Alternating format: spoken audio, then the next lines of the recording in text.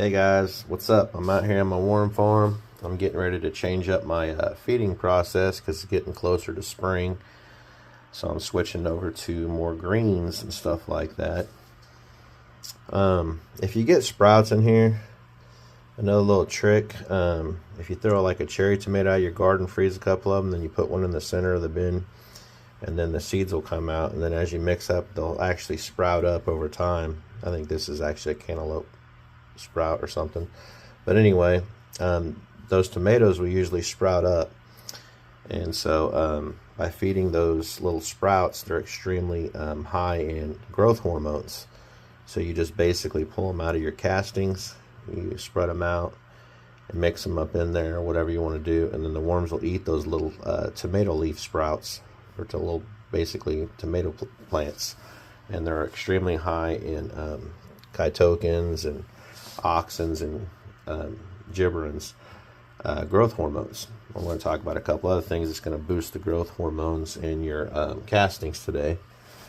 So the next one that I got here, this is leaf litter. So I went around and grabbed a bunch of leaves and I grinded them up into a real fine powder. So I'm going to mix that in here, and that'll actually that actually has growth hormones in it that will actually help out your castings. Another one here that I got that I'm going to be feeding the worms today is I grow broadleaf American plantain.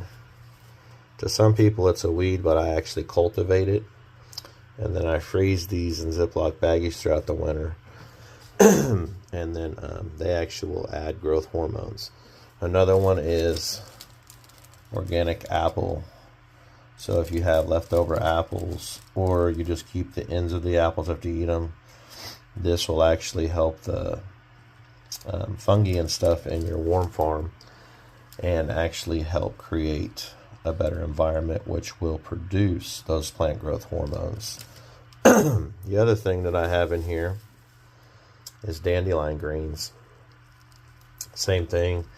They're loaded with trace minerals and stuff, and they'll actually boost those plant growth hormones. And the last thing I have over here is actually tomato leaf clippings. These are actually clippings off of my tomato plants. When I prune them during the summer, I save the clippings.